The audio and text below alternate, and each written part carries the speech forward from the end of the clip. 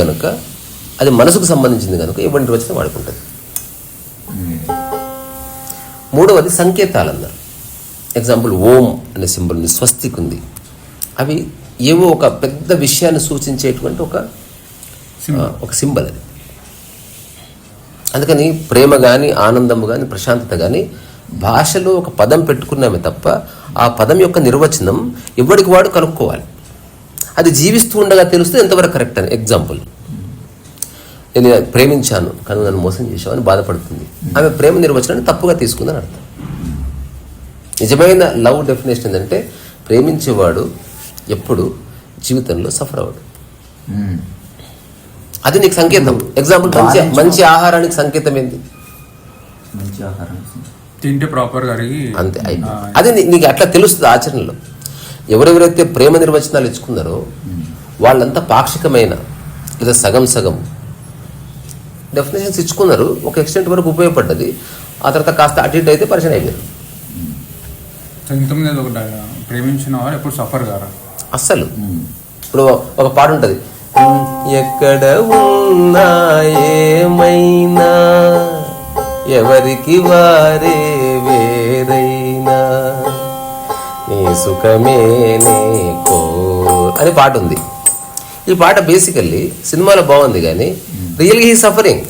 ఎక్కడున్నా నువ్వు ఎక్కడున్నా ఎవరితో ఉన్నా నేను నీ సుఖమే కోరుకున్నాను. ఎందుకు ఏడుస్తున్నావు? మరి నీ సుఖమే కోరుకున్నానప్పుడు సెలబ్రేట్ చేసుకో. వర్మ చెప్పాడు కరెక్ట్గా, నన్ను ప్రేమించిన అమ్మాయి ఇంకొన్ని ప్రేమిస్తే వాడితో ఉండిపోని చెప్పి పక్క జరుగుతా అన్నాడు.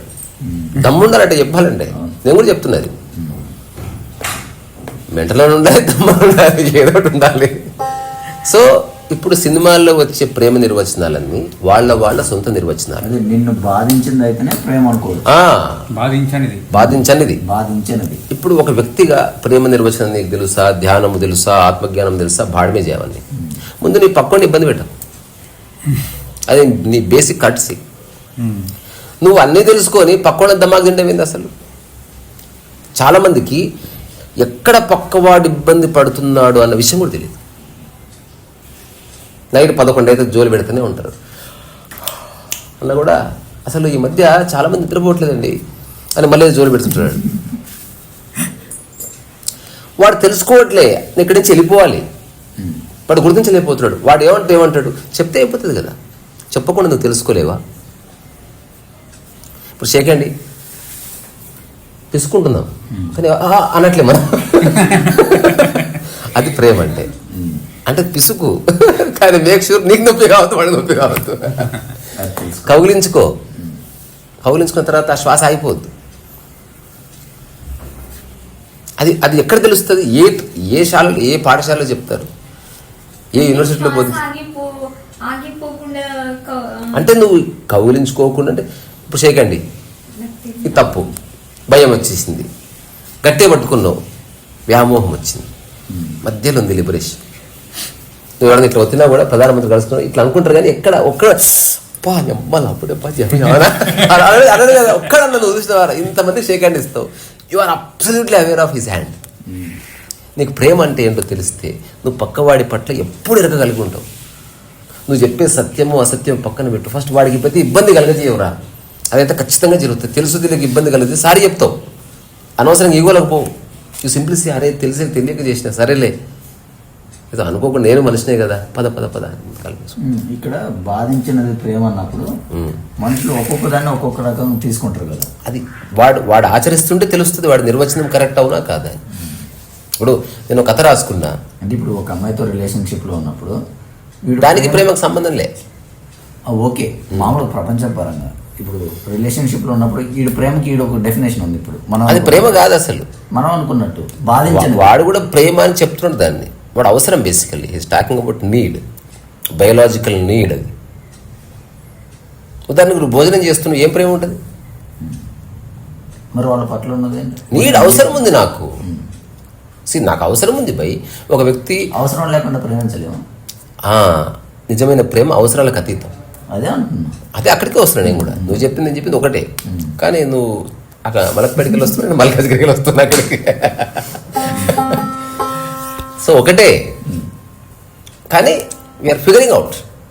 ఇప్పుడు నేను చెప్పేది కూడా నిజమని ఎవరిని ఒప్పుకోమని నేను ఎట్లా చెప్తా. నేను ఓవరాల్గా తెలుసుకున్నది ఏంది, నా ఎగ్జిస్టెన్స్ వల్ల ఒక కుక్కకు కానీ పిట్టకు కానీ మనిషికి కానీ చివరికి ఒక వస్తువు కూడా ఇబ్బంది కలుగుతుంది. దీనికి ఎరుక అని పేరు. You are aware of people around you. ఉదాహరణకి మనం ఏదైనా కూర్చుంటున్నప్పుడు వస్తువులు పక్కకు తీస్తామారా? ఎందుకు? వస్తువు కూడా ఇబ్బంది కలిగేవు కదా, అవునా కదా? సో ఈ చిన్న స్పృహ అంతటా కలగాలి, అన్ని విషయాల పట్ల కలగాలి. ఇప్పుడు నువ్వు మాట్లాడితే ఇబ్బంది అవుతుందా, వేరే విధంగా మార్చు. ఒక రకంగా షేక్ హ్యాండ్ ఇస్తే ఇబ్బంది అయిందా, మార్చు. అలా ఎన్ని విధాలు చేంజ్ చేసుకో, అన్ని విధాలుగా ట్రై చేయి. వాళ్ళ సాటిస్ఫాక్షన్ కోసం. తర్వాత ముందు చూడు, ఇప్పుడు నీ వల్ల గొప్ప ఉపయోగం ఉందో లేదో పక్కవాడికి, అది తర్వాత సంగతి. ముందు ఇబ్బంది లేకుండా చూడండి. నేను నువ్వు గొప్ప గొప్ప లెక్చర్స్ దంచి నువ్వు పక్కవాడిని ఇబ్బంది పెట్టడం, అది ప్రేమ ఎట్లయితుంది? ప్రేమ అన్నది హయ్యెస్ట్ అండర్స్టాండింగ్. అది you have understood the other person. అతని మానసిక స్థితిని బట్టి నువ్వు ఆపరేట్ చేస్తున్నావు తప్ప నీకేదో బుల్డోజ్ చేయాలి, ఇంపోజ్ చేయాలన్న తాపత్రయం లేదు. You are operating from liberation, not from intellectuality. ఇది వ్యక్తి వ్యక్తికి వాళ్ళ అవగాహన. నేను చాలాసార్లు ఈ ప్రశ్న అడుగుతా, సరే మరి నువ్వు ఒంటరిగా ఉంటే ప్రేమ ఎట్లుంటుంది? అప్పుడు కూడా వస్తువుల పట్ల నీ యొక్క ప్రవర్తన, నువ్వు ఆరేసుకున్న టవాల పట్ల నీ ప్రవర్తన, చెట్లకు నీళ్ళు పోస్తే ఇట్లా ఇసురు కొట్టవు కదా, ఇబ్బంది పెట్టకూడదు. చెట్టుకి ఎంత పోస్తాం మనం రోజు చర్చిస్తాం, అరే ఫోర్స్ కొట్టకు వాటర్ అంట. నేను తెలియకుండా నేను ఒక్కసారి కొడతా, అన్న నువ్వే చెప్పినావు, తెలియట్లేదు, మర్చిపోయినాం ఏదో మాటల్లో పడి, మళ్ళీ ఎంబడే దాన్ని ట్యూన్ చేసి ఒక సాఫ్ట్గా జల్లు పడేట్టు పెడతాం. వై? అది మనిషి కూడా కాదే, అదొక మామూలు సాదాసీదా మొక్క, but still you are aware of it. అంటే నువ్వు ఒక డెడ్ పర్సన్గా ఆపరేట్ చేస్తలేవు. ఒక సజీవంగా ఉన్న వ్యక్తి నిజంగా ప్రేమగా ఉండగలడు, ప్రేమ అయి ఉండగలడు. సినిమాలో చూపించే ప్రేమ ఎక్స్పెక్టేషన్కి పర్యాయవచ్చది. It's not love, it is expectation. 100% love కాదు, 100% ఎక్స్పెక్టేషన్ అని. ఏదో ప్రేమ అనుకుంటే అనుకోని, ఇప్పుడు దీన్ని ఎవరైనా సీతారా అనుకుంటే నేనేం చేస్తారా? అనుకోని బై, అనుకుంటూనే జీవితాన్ని చాలించని, మనమేం చేయలేం దానికి. కానీ ఓవరాల్గా ఏదైనా మన జీవితంలో అర్థం చేసుకున్నామంటే మన జీవన విధానంలో తెలుస్తుంది whether it is right are wrong. వాటికి పదాలు ఎందుకు పెట్టారు అంటే మనిషికి అర్థం చేయించడం కోసం. ఇప్పుడు నేనే కొత్త పదం కనుక్కున్నా, లక్కీ ఊటప్ప. ఈ గదిలోనే పుట్టింది అది. అంటే అకారణంగా ఆనందంగా ఉన్న ఒక స్థితి పేరు లక్కీ ఊటప్ప. ఇదే 1000 ఏళ్ళ తర్వాత 1 కోటి మంది అన్నారు అనుకో, ఎవరన్నా ఇట్లా ఆనందం ఉంటే he achieved the state of lucky ఊటప్ప అని రాస్తారు. తర్వాత ఎవడో ఒకడు వ్యాఖ్య కూడా రాస్తారు. లక్కీ ఊటప్ప అంటే 1000 ఏళ్ల క్రితం రీసా అనే ఒక వ్యక్తి వాళ్ళ యొక్క ఫ్రెండ్స్తో చర్చిస్తూ పుట్టిన ఒక గొప్ప సిద్ధాంతం అది. తర్వాత ఇది కాదు, అది కాదు, అది దాని ఉద్దేశం అది కాదు అని మాట్లాడుతుంటారు. సో ఇప్పుడు మనం ప్రేమ గురించి మాట్లాడుకున్నట్టు సార్ లక్కీ ఊటప్ప అవార్డ్స్ అని కూడా ఇస్తారు, ఏమైనా జరగచ్చు. సో ఇది భూమి మీద కొత్త పదం ఇది. అందరికీ లక్కీ ఊటప్ప అందరికీ లక్కీ అంటే అకారణ ఆనంద. ఇప్పుడు నేను ఉపదేశారం ఎవరికి పంపిస్తే వాళ్ళు నాకు చిన్న స్క్రీన్ షాట్ పంపించారు అందులోది, అంటే ముందు మాట రాయడానికి. ఇలాంటిది ఎప్పుడు వినలేదు, నేను పెట్టారు, వినలేదు, కనలేదు. ఏం తెలుసా? అకారణ సుఖం ప్రాప్తిరస్తు. అకారణ సుఖం ప్రాప్తిరస్తు. ఎంత ఆక్సిమోరాన్ అది.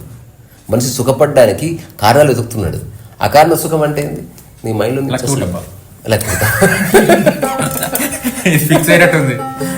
ఎంత రమణీయత ఉంది అందులో. అది అనుకోకుండా పలికింది లక్కీ ఊటప్ప. ఇప్పుడే వచ్చింది కదా, మీరు వీడియో స్టార్ట్ చేసే ముందా రాండమ్ అన్నారు కదా? రాండమ్ కాదు, ఇది చాలా కాలం క్రితమే ఐ హావ్ కాయిన్డ్ ఇట్. ఈ పదం ఇంతకుముందు అన్నారా? దాదాపు ఒక 6 నెలల క్రితం నుంచి లక్కీ ఊటప్ప నడుస్తుంది. ఇంకొకటి ఉపదేశారంలో కూడా ఒకచోట లక్కీ ఊటప్ప అని రాసేస్తారు. చాలా బద్దుకుంటారు ఇప్పుడు. దాని బ్యాక్ కవర్ లో ఒక చిన్న రమణ మహర్షిది ఫస్ట్ ఫ్రంట్ కవర్ ఏదో అదే ఉంది, ఒక చిన్న పద్యం ఉండి ఒక చిన్న హైఫన్లో లక్కీ ఊటప్ప అని రాసి ఉంటుంది. దానికి ఒక ప్రమాణాన్ని నేనే క్రియేట్ చేస్తా. నెక్స్ట్ లక్కీ ఊటప్ప అంటే వీడు చెప్తాడు, ఇంకా అవును ఆ రోజు నేను లక్కీ ఊటప్ప నెక్స్ట్ వస్తుంది ఖచ్చితంగా. లక్కీ ఊటప్ప పక్కా, అందులో డౌట్ లేదు. హౌ టు అచీవ్ లక్కీ ఊటప్ప. అంతే, బి లక్కీ ఊటప్ప. దానికి లక్కీ ఊటప్ప అని ఎందుకు పేరు పెట్టారు? అది అంటే అసలు తెలుగు అక్షరాలే, కానీ ఏ అర్థం లేదు. ప్రేమ అన్నది ఒక ఇప్పుడు ప్రశ్నోత్తర రత్నావళి బుక్ చదువుతున్నా. చాలా రోజుల తర్వాత ఒక బుక్ చదవాలనిపించింది నాకు. So everyday I'm reading. 15 daysలో పూర్తి చేస్తాను. అందులో ఒక ఎక్స్ట్రాడనరీ స్టేట్మెంట్ ఉందా, దిమ్మ తిరిగే స్టేట్మెంట్. అక్షరము ఎప్పుడు ఒక్క అక్షరము తప్పొప్పు ఉండదని. అంతే. ఆ అక్షరానికి ఇంకో అక్షరం జతగాడు కూడితేనే తప్పొప్పులు వస్తాయి. చూడు ఎంత బాగుంది అసలు. ఒక వ్యక్తిగా నీలో తప్పు లేదు, ఒప్పు లేదు. నీకు వ్యక్తి ఇంకో వ్యక్తి జోడిస్తే అప్పుడు స్టార్ట్ అవుతుంది తెలుగు. జ్ఞానోదయ పరిస్థితి అంటే ఒక్క అక్షరంగా మిగిలిన ఉన్నట్టు. You have no connection with other అక్షరాస్. సూపర్. చాలా గొప్ప గొప్ప అండర్స్టాండింగ్స్ ఉన్నాయి భూమి మీద. చాలా మంది రకరకాల భాషల్లో పాడి చెప్పారు. అంటే మనం చూస్తలేము. అందరూ ఏమనుకుంటున్నారు, ఒక సంవత్సరం ఏకాంతంగా ఉండి అన్వేషిస్తే సంవత్సరం వేస్ట్ అవుతుంది. సంవత్సరం వేస్ట్ అవుతుంది అంటే నెలకు 12 నెలలు, సంవత్సరానికి నెలకి ఒక 25,000 వేసుకున్నా దగ్గర ఎంతో లాస్. కానీ వాడు లైఫే లాస్ చేసుకుంటాడు. లైఫ్ని ఓన్లీ డబ్బు మాధ్యమంగా చూసేవాడు వాళ్ళు వేరే. లైఫ్ని ఆనందానికి, ప్రశాంతతకి, నిజమైన ప్రేమకి, ఇట్లాంటి వాటికి మాధ్యమంగా చూసినప్పుడు you have to give some time to understand the nuances of ఏమంటారు ఆ లైఫ్ సెంట్రిక్ ఎవల్యూషన్స్. నా దృష్టిలో ప్రేమించడం అన్నది ఒక మిత్ లేదా సందర్భం నుంచి వస్తుంది. ప్రేమ అన్నది ఒక రియాలిటీ. దానికి పూలకి, బంగారానికి ఏ నిజంగా ప్రేమించేవాడు ఎప్పుడు ఐ లవ్ యూ చెప్పకపోవచ్చు. వాడు పక్క వ్యక్తికి ఏ ఇబ్బంది కలగకుండా నిరంతరము జీవిస్తుంటాడు అన్నట్టు. అదే ఒక ప్రేమ తత్వంలోంచి పుడుతుంది. రమణ మహర్షి ఉన్నాడు, ఒక్కరికి ఇబ్బంది కలగజేయాలి. మీకు చిన్న సంఘటన చెప్తా. రమణ మహర్షి కొంచెం ఏజ్ అయిన తర్వాత ఒకరోజు భోజనం తింటూ హఠాత్తుగా వామిటింగ్ చేసుకుంది. వచ్చేసింది. అందరూ నిశ్శబ్దంగా పక్కకు జరిగారు. మూతి కడుక్కొని అక్కడ కూర్చోబెట్టారు. పళనిస్వామి ఇలాంటి వాళ్ళు వచ్చిన తర్వాత, నేను తింటూ అట్లా వామిటింగ్ చేసుకున్నాను, అక్కడ వాళ్ళకి ఏమైనా ఇబ్బంది అయిందా? That is love. బరాబర్గా అక్కుతా అట్లా లేదు. చిన్న చిన్న విషయాల్లో కూడా నీకు ఒక రెస్పాన్సిబిలిటీ ఉంటుంది, సెన్సిటివిటీ ఉంటుంది. అది వ్యక్తిని నిర్ణయించుకోవాలి. నేను చాలామందిని చూసా, మస్తు కథలు చెప్తారు కానీ భార్యతో చక్కగా మాట్లాడరు. చల్ అంటారు. నీకేం చెప్పేదాన్ని? నీకు ఒక సహజమైన ఒద్దిక వస్తుంది. If you are in love, everything నువ్వు ఎవరితో అటెంప్ట్ చేస్తున్నావో వాళ్ళతో గౌరవంగా, అంటే ఆ ప్రేమ తత్వంలోనే నీ ఆపరేషన్ ఉంటుంది. అందుకని ఎవ్వడు నీ వల్ల గాయపడు. బికాజ్ నీ ఇంటెన్షనే అది కాదు కదా. నీ యొక్క మూలంలోనే ఆ ఉద్దేశం లేదు. ఒకవేళ తెలుసో తెలియకో బాధపడ్డా వాడు వెంబడే అవసరమైతే కాళ్ళు మొక్కైనా సరే ఆ స్నేహాన్ని కాపాడుకుంటాడు. వాడు చెప్పగలడు, వాడు అనుకోకుండా జరిగింది. ఇందులో కొన్ని తత్వాలు పడదా బేట? ఏదైనా ఒక పేజ్ నెంబర్ చెప్పు. 25. అందరు 25 చెప్తున్నారు. అయ్యో అవునా? 25.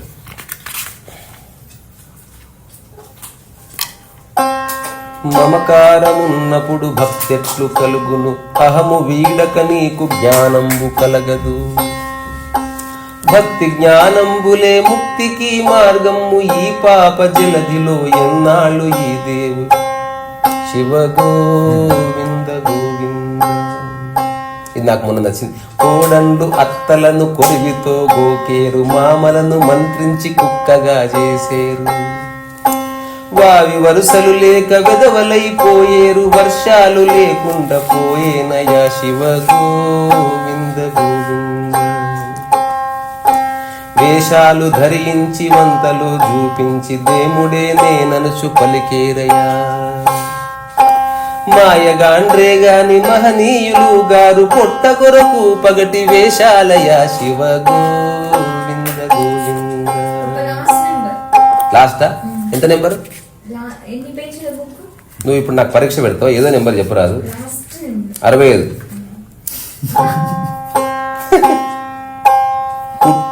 పుట్టుక తోడ జ్ఞానమును పొందు సిద్ధుండు, యోగమునను జ్ఞానముందు యోగి. నీ నీ కటాక్షలవము శోక ధన్యులు జనులు కాళికాంబ హంస కాళికాంబ శివగో. ఫ్రంట్ బాగున్నాయి చాలా. ఈ కాళికాంబ హంస కాకుండా ఆయన చెప్పిన తత్వాలను రాశాడు. ఆకాశమందున 3 చుక్కలు బుట్టి అంతు తెలియక మాయమయ్యేనయ. భూకంపములు వచ్చు పిడుగులది కంబవును ప్రజలెల్ల గీ కొట్టిపోయేరయ్యా శివ గోవింద గోవింద. లాస్ట్ ఇది నువ్వు చెప్పరా పేజీ నెంబర్ 77. అవి లేవురా అక్కడ. 77 లాస్ట్ 77 దగ్గర అయిపోయింది. 77 ఏం లేవు. ముందరనే ఎక్కడ చదువుదాం. 11 కూడా ఏం లేవు. 19 ఇది బాగుంది చూడు. ఇది బాగుంది చాలా. మీరేది చల్లెదరు అదియు పండును గాని లేని దానికి ఏలా ఏడ్చేదయ్యా. కర్మలకు దేవునికి సంబంధమే లేదు ప్రకృతియే దీనికి మూలమయ్యా శివ గోవింద గోవింద. రాముడైనా నేనే కృష్ణుడైనా నేనే సర్వంబు నేనని తెలియండయా. వాద భేదములేల శ్రీ వెంకటేశుడై ధరణిలో వెలిసినది నేనేనయా శివ గోవింద గోవింద శివ గోవింద గోవింద హరి గోవింద గోవింద. సో ప్రేమ ఫిలాసఫీగా జీవన విధానం. ద కరాటే కిడ్లో ఆ కరాటే మాస్టరు షెల్డ్రే అనే పిల్లవాడు చెప్తారనమాట. సో ఎవ్రీథింగ్ ఈజ్ కుంగ్-ఫు షెల్డ్రే. నువ్వు ఎట్లయితే బట్టలు వేసుకుంటావు, నువ్వు ఎట్లయితే నీ టవాలు ఆరేస్తావు, నువ్వు ఎట్లయితే నీ చెప్పులు వదులుతావు, పెద్దవాడికి ఎట్లా వాటర్ ఇస్తావు, ఒక కుక్కని ఎట్లా తలదూగుతావు, ఎవ్రీథింగ్ ఈజ్ కుంగ్-ఫు. కుంగ్-ఫు అంటే జస్ట్ నువ్వు రింగులో కొట్టాడే ఫైటింగ్ కాదు. అట్లా ఆత్మజ్ఞానం అంటే కృష్ణమూర్తి కూడా చెప్పాడు ఇది. నిజంగా ఆత్మజ్ఞానం ఎవడు అంటే ఉదయం నుంచి రాత్రి వరకు, రాత్రి నుంచి నెక్స్ట్ రాత్రి వరకు, అట్లా మరణించే వరకు అతని ప్రతి కదలికలో ఆత్మజ్ఞానం తొణికిసలాడుతుంది. వాడేదో గొప్ప పనులు చేసినప్పుడు గొప్పగా ఉండడం కాదు, అన్ని పనుల్లోనూ సమశ్రద్ధ అట్లా గుబాళిస్తుంది అనమాట. He's always self centred. అట్లా ఎవ్వరికి ఇబ్బంది లేకుండా అన్నిటినీ చేస్తూ సామరస్యం పోకుండా అట్లా కదలడం ఒక ప్రేమతత్వం. అంతమించి దానికి ఏం పర్పస్ ఉందిరా? సరే ఒక అమ్మాయిని ప్రేమించింది, ఇబ్బంది పెడతావా? నీ కోర్ అదే కదా. అస్సలు మనం షర్ట్ వేసుకుంటేనే లూజులు చేసుకుంటాం. మనిషి కూడా అట్లా లూజ్ ఉండాలి మన పక్కన. పట్టుకోవాలి, అలాగని బిగుసుకుపోవద్దు. బాయ్ అని చెప్పాలి, కానీ మళ్ళీ రావాలి. ఇవన్నీ కలిస్తేనే తగినంత ఉప్పు బ్యాలెన్స్. కొంచెం ఎక్కువేస్తే ఇబ్బంది అవుతుంది. ఇది బాగుంది. మళ్ళీ మాట్లాడుకుందాం. ఓకే. వైసారా సో వైసా.